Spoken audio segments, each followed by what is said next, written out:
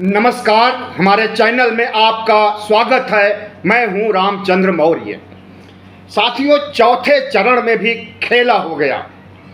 आंकड़े तो अभी हम नहीं बता सकते क्योंकि अभी 4 बजे हैं वीडियो बनाते समय, और आंकड़े 5 बजे के बाद लगभग 6 बजे तक बताए जा सकते हैं कि आखिरी आंकड़े क्या हैं। लेकिन इतना जरूर कहा जा सकता है कि पिछले 3 चरणों की अपेक्षा चौथे चरण में मतदान ज़्यादा हुआ है, जिससे यह साबित होता है कि लहर तो नहीं है बल्कि अंडर करंट है। मोदी सत्ता के खिलाफ जो अंडर करंट था, जो राख में दबी हुई आग थी, वह आग उभर करके सामने आई है और मतदान प्रतिशत ज़्यादा होने का यही संकेत है कि भारतीय जनता पार्टी हारने जा रही है, एनडीए गठबंधन हारने जा रहा है। आज चुनाव जब शुरू हुआ तो भारतीय जनता पार्टी ने बहुत बड़ी धांधली भी की। उत्तर प्रदेश में कई पोलिंग स्टेशन पर, पोलिंग बूथ पर भारतीय जनता पार्टी के कार्यकर्ता जबरन वोट डालते हुए पकड़े गए, और जिसकी शिकायत चुनाव आयोग से की गई, लेकिन चुनाव आयोग ने कोई संज्ञान नहीं हुआ। ऐसा एक बूथ पर नहीं हुआ, कई बूथ पर हुआ। उत्तर प्रदेश में 13 सीटों पर आज चुनाव संपन्न होने वाला है, लेकिन भारतीय जनता पार्टी जिस तरह से परेशान नजर आ रही है, और अमित शाह उत्तर प्रदेश में डेरा डाले हुए हैं और बूथ कैप्चरिंग, जबरन वोट डालने, मुस्लिम मतदाताओं को भगाने का कार्यक्रम चला रहे हैं, इसकी वजह से समझा जा सकता है कि भारतीय जनता पार्टी बैकफुट पर आ गई है। जो काम वो कर रहे हैं इसका कोई खास असर नहीं होने वाला है। अगर फर्जी वोट डालेंगे तो कितना डालेंगे, 2000, 4000, 6000, लेकिन जब हर बूथ पर मतदान प्रतिशत बढ़ा है तो इतने मतों का कोई वैल्यू नहीं होता। वैसे तो एक वोट का बहुत बड़ा वैल्यू होता है, लेकिन अमित शाह और योगी सरकार के तमाम करिंदे जिस तरह से जबरन वोट हासिल करने और मुस्लिम मतदाताओं, ओबीसी, एससी, एसटी के मतदाताओं को खदेड़ने का काम कर रहे हैं, और अखिलेश यादव अपील कर रहे हैं चुनाव आयोग से और सुप्रीम कोर्ट, हाई कोर्ट को संज्ञान लेने, देश को बचाने, लोकतंत्र को खत्म होने से बचाने की अपील कर रहे हैं, तो इसका संदेश पूरे देश में जा रहा है। लेकिन इतना कुछ करने के बावजूद भी भारतीय जनता पार्टी वोट हासिल नहीं कर पा रही है। शेयर बाजार बता रहा है कि मतदान प्रतिशत ज़्यादा होने से भारतीय जनता पार्टी की जीत नहीं होने जा रही है, बल्कि हार होने जा रही। शेयर बाजार में जो निवेशक हैं, वे बड़े निवेशक वोटिंग से पहले सर्वे करा लेते हैं, और उसी सर्वे के आधार पर शेयर बाजार या तो आसमान की ऊंचाइयों पर बढ़ता है या फिर जमीन पर गिरता है, रसातल में गिरता है। तो जमीन पर गिरने का काम आज भी शेयर बाजार ने किया है, पिछले 3 चरणों की अपेक्षा कहीं ज़्यादा। तीसरी बात यह है कि फ्लोटिंग वोटर का मिजाज बदल गया है।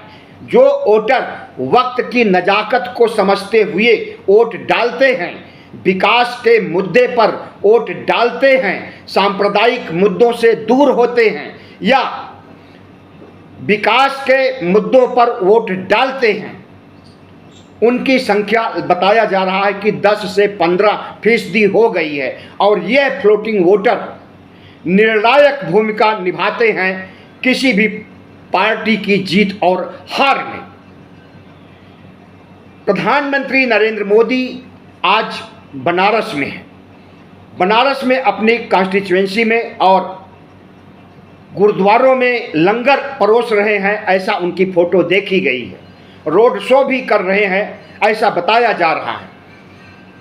लेकिन अमित शाह जिस तरह से चुनाव में धांधली करने के लिए उत्तर प्रदेश में डेरा डाले हैं और धांधली को अंजाम दे रहे हैं, उसकी शिकायतें हो रही है। और चुनाव आयोग न तो अमित शाह के खिलाफ कोई कार्रवाई कर सकता है और न मोदी के खिलाफ। और ये दोनों स्टार प्रचारक भारतीय जनता पार्टी के ऐसे हैं कि बड़े पदों पर, संवैधानिक पदों पर बैठे होने के बावजूद जिस तरह की बयानबाजी, जिस तरह की भाषणबाजी, जिस तरह से सांप्रदायिक जुनून पैदा करके वोट हासिल करना चाहते हैं, जिस तरह से धन बल, बाहुबल के आधार पर वोट प्राप्त करना चाहते हैं, इन्हें सफलता नहीं मिल रही है।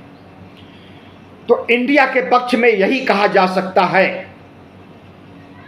कि महंगाई, बेरोजगारी, कोरोना में हुई मौतों और संविधान को बचाने, लोकतंत्र को बचाने के नाम पर इंडिया गठबंधन की बढ़त है। चौथे चरण में भी, पिछले 3 चरणों में भी उसकी बढ़त थी। ओबीसी, एससी, एसटी के मतदाता पूरे देश में, पूरे देश से संदेश आ रहा है, खबरें आ रही है कि संविधान को बचाने की जद्दोजहद कर रहा है। और संविधान को बचाने का मतलब है भारतीय जनता पार्टी के खिलाफ वोट करना, नरेंद्र मोदी को हराना। जब नरेंद्र मोदी हारेंगे तभी संविधान भी बचेगा, तभी लोकतंत्र भी बचेगा और तभी इस देश की साझा संस्कृति बचेगी जो हजारों सालों से चली आ रही है। बताया जा रहा है कि पूरे देश में नरेंद्र मोदी के खिलाफ कोई लहर तो नहीं है, न नरेंद्र मोदी के खिलाफ है और न इंडिया गठबंधन के खिलाफ कोई लहर है। न इंडिया गठबंधन के पक्ष में कोई लहर है, न नरेंद्र मोदी के पक्ष में कोई लहर है। लेकिन जानकार बता रहे हैं कि अंडर करंट जरूर है। अंडर करंट का मतलब आग जो राख में दबी होती है और वह राख की आग एक चिंगारी बनकर के धधक रही है, और जब वह बाहर निकल रही है तो इससे यही लग रहा है कि इंडिया गठबंधन जीतने जा रहा है। प्रधानमंत्री नरेंद्र मोदी का चाल, चरित्र, चेहरा और उनका ऑरा, उनका आभा मंडल, उनका चेहरा काम नहीं आ रहा है 2024 के चुनाव में।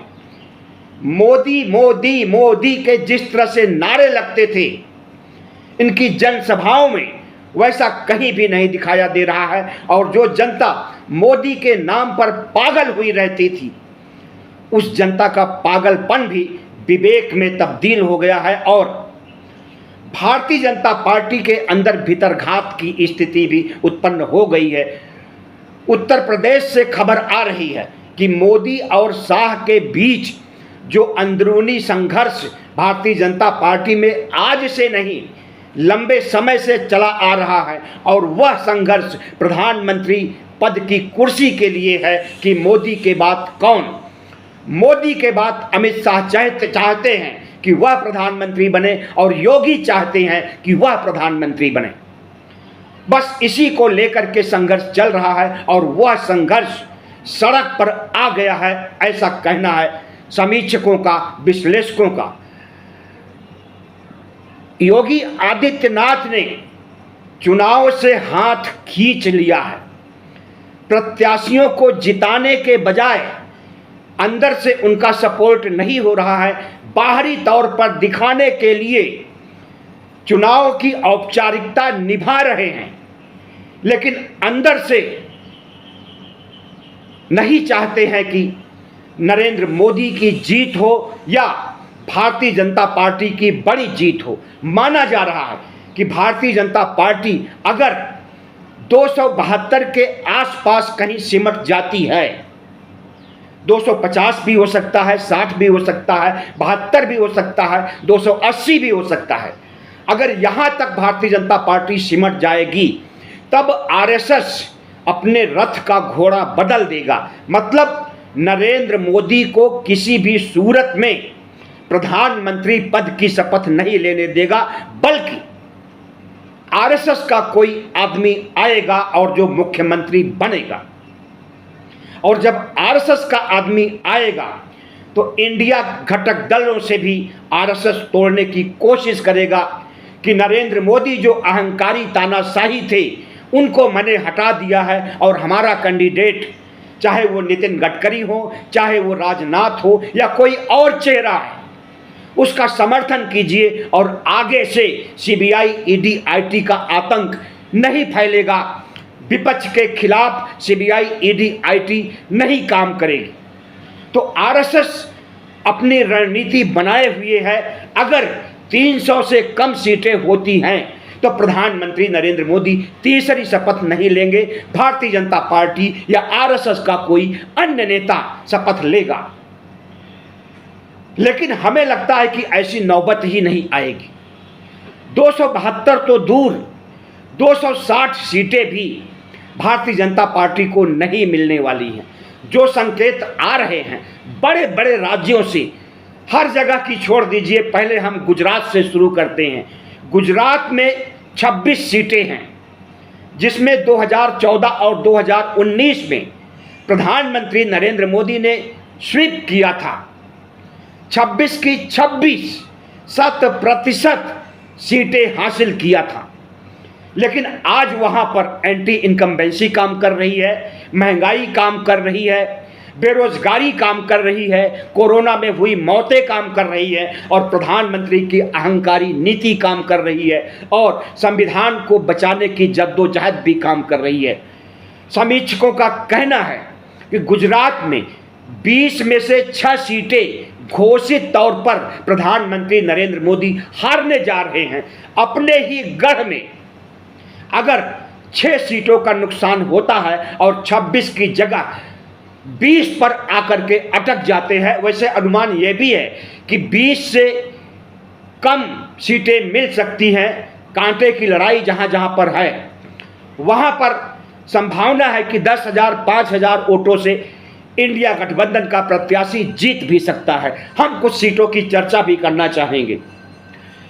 आम आदमी पार्टी गुजरात की भरूच सीट से चुनाव लड़ रही है और जो संकेत मिल रहे हैं, जो सर्वे के आंकड़े आ रहे हैं, जो आहट आ रही है, उसके आधार पर भरूच सीट आम आदमी पार्टी जीतने जा रही है। जिस तरह से भीड़ इकट्ठा हो रही है भावनगर में, यह भी आम आदमी की सीट है। जिस तरह से भीड़ इकट्ठा हो रही है और जिस तरह से अरविंद केजरीवाल के रिहा होने पर भावनगर में खुशियां मनाई गई हैं, पटाखे फोड़े गए हैं, मिठाइयां बांटी गई हैं और आम आदमी पार्टी के समन्वयक अरविंद केजरीवाल की जय जयकार की गई है और इस जय जयकार में लाखों की भीड़ इकट्ठा हुई है। उससे लगता है कि भावनगर मोदी जी के हाथ से फिसलने वाला है।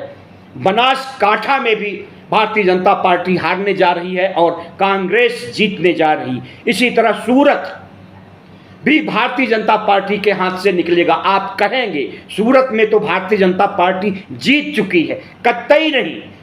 धांधली से विपक्ष को खत्म करके, विपक्ष के प्रत्याशियों को लालच दे करके या डर से दबा करके उन्हें नामांकन वापस करवा लिया गया और भारतीय जनता पार्टी के इकलौते सांसद को, प्रत्याशी को जीता दिया गया। लेकिन यह मामला सुप्रीम कोर्ट पहुंच गया है और सुप्रीम कोर्ट न्याय करता है। तो हमें लगता है कि सूरत की सीट भी भारतीय जनता पार्टी नहीं जीत पाएगी और सुप्रीम कोर्ट ने जिस तरह से कार्रवाई करके सूरत की सीट जीती है भारतीय जनता पार्टी, उस पर अपना हथौड़ा जरूर चलाएगा। इसी तरह से आनंद की सीट है, आनंद जो डेयरी है, इस दूध के लिए जाना जाता है, यह सीट भी बहुत महत्वपूर्ण है और यहाँ पर कांग्रेस पार्टी का प्रत्याशी भारी पड़ रहा है भारतीय जनता पार्टी के प्रत्याशी के ऊपर। तो ये गुजरात का हाल रहा। अब आते हैं बिहार पर। बिहार में 40 सीटें हैं और 40 में से 39 में 2019 पर नीतीश कुमार और प्रधानमंत्री नरेंद्र मोदी का कब्जा था। लेकिन बिहार से जो संकेत मिल रहे हैं, बिहार में जितना खून पसीना बहाया है तेजस्वी ने, लालू ने और राष्ट्रीय जनता दल और कांग्रेस पार्टी और कम्युनिस्ट पार्टियों ने जितनी मशक्कत की है उसके अच्छे परिणाम सामने आने वाले हैं। माना जा रहा है सर्वे के अनुसार 35 सीटें एनडीए गठबंधन को और 5 सीटें इंडिया गठबंधन को दे रहा है सी वोटर और दूसरे सर्वे। लेकिन ये सर्वे के आंकड़े काफ़ी पुराने पड़ गए हैं और इस समय सर्वे हो नहीं सकता है क्योंकि आचार संहिता लगी हुई है और ओपिनियन पोल, एग्जिट पोल पर चुनाव आयोग ने रोक लगा दिया है। तो जो पहले के सर्वे के आंकड़े थे वे तो बेकार साबित हो गए, लेकिन अब जो अनुमान उभर करके आ रहा है, जो जमीनी स्तर पर ग्राउंड लेवल पर देखने को मिल रहा है, उससे यही लग रहा है कि भारतीय जनता पार्टी को यहाँ पर 10 सीटों में सिमट जाएगी और 20 सीटों पर इंडिया गठबंधन की जीत होने जा रही है। ऐसा हम अपने से नहीं कह रहे हैं, बल्कि बिहार से आने वाले तमाम विश्लेषक, राजनीति के जानकार, चुनाव के जानकार लोगों का ऐसा कहना है और तमाम अखबारों में जो कुछ छप रहा है उसके आधार पर हमने यह निष्कर्ष निकाला है। इसी तरह से उत्तर प्रदेश में कांटे की लड़ाई चल रही है। पिछली बार एक तरफा लड़ाई थी, लेकिन इस बार कांटे की लड़ाई है और 80 सीटों में भारतीय जनता पार्टी कितना सीटें खोती है अभी कुछ नहीं कहा जा सकता है, लेकिन इतना जरूर कहा जा सकता है कि कम से कम 35 सीटें अखिलेश और कांग्रेस के गठबंधन, इंडिया गठबंधन को आ रही है, उसके संकेत भी आ रहे हैं। और जिस तरह से मुस्लिम मतदाता, ओबीसी, एससी, एसटी के मतदाता निकल रहे हैं वोट देने के लिए और संविधान बचाने की जो प्रतिज्ञा कर रखी है ओबीसी, एससी, एसटी के लोगों ने, उससे यही लगता है कि भारतीय जनता पार्टी की उत्तर प्रदेश में भी बुरी हार होने वाली है। प्रधानमंत्री नरेंद्र मोदी को ओबीसी के ज़्यादातर वोटर, खास करके अति पिछड़ी जातियों के वोटर वोट दिया करते थे। पसमानदा मुसलमान, पिछड़े मुसलमान भी वोट दिया करते थे। दलितों का एक वर्ग, कोरी और जाटव के अलावा जितनी भी जातियां हैं, पासी हो गए, उसमें कोरी हो गए, जुलाहे हो गए, यह सब प्रधानमंत्री नरेंद्र मोदी को एक मुश्त वोट दिया करते थे। लेकिन यह वोटर भी संविधान बचाने के लिए इस बार नरेंद्र मोदी को वोट नहीं दे रहे हैं। कोरी समाज के लोग इसलिए वोट देते थे कि कोरी समाज के व्यक्ति को, रामनाथ कोविंद को राष्ट्रपति बनाया गया था द्रौपदी मुर्मू के पहले, और अब वह समय काफ़ी बीत चुका है, बातें पुरानी पड़ चुकी हैं और संविधान का मसला सामने आ गया है। तो संविधान बचाने के लिए दलित समाज का पूरा वोट कांग्रेस और या मायावती को मिलने जा रहा है। मायावती को जाटवों का वोट मिल सकता है, लेकिन वह भी पूरा नहीं। फ्लोटिंग वोटर जितने भी हैं दलित समाज में, जो समझदार दलित वोटर हैं, वे मायावती को वोट नहीं दे रहे हैं, क्योंकि मायावती के बारे में कहा जा रहा है कि ये भारतीय जनता पार्टी की बी टीम है और नरेंद्र मोदी और शाह के इशारे पर अपने प्रत्याशियों को बदल रही है। यहाँ तक कि अपने भतीजे आकाश आनंद को भी पार्टी के पदों से बर्खास्त कर दिया। उत्तराधिकारी बनाने का जो मंसूबा बनाया था उससे भी मुअत्तल कर दिया। तो भारतीय जनता पार्टी को उत्तर प्रदेश में भी मनचाही सफलता नहीं मिलने वाली। इसी तरह से राजस्थान में 50-50 का मामला हो गया है। कुल 25 सीटें हैं, जिसमें से 12 सीटें कांग्रेस या 13 सीटें भी हो सकती हैं कांग्रेस जीतने जा रही है और इसके संकेत मिल रहे हैं। वहां चुनाव संपन्न हो चुका है, लेकिन चुनाव के दौरान जिस तरह से मतदाताओं ने अपने विचार व्यक्त किए और नरेंद्र मोदी को हराने के लिए अपनी बातें रखी और संविधान को बचाने के लिए बातें कही, महंगाई पर, बेरोजगारी पर, हाहाकार की बातें कही, उससे लगता है कि राजस्थान में भी 50 और 50 का खेला होने वाला है। छत्तीसगढ़ में 11 में से 9 सीटों पर कब्जा था। 2019 में भारतीय जनता पार्टी का आज वह स्थिति नहीं रह गई। आदिवासी बाहुल्य क्षेत्र है छत्तीसगढ़, और जब संविधान का मामला आया तो वहां पर इंडिया गठबंधन के लोगों ने आदिवासियों को समझाते हुए कहा कि बाबा साहब की किताब को नरेंद्र मोदी कुआं में फेंक देगा अगर उसे वोट दोगे तो।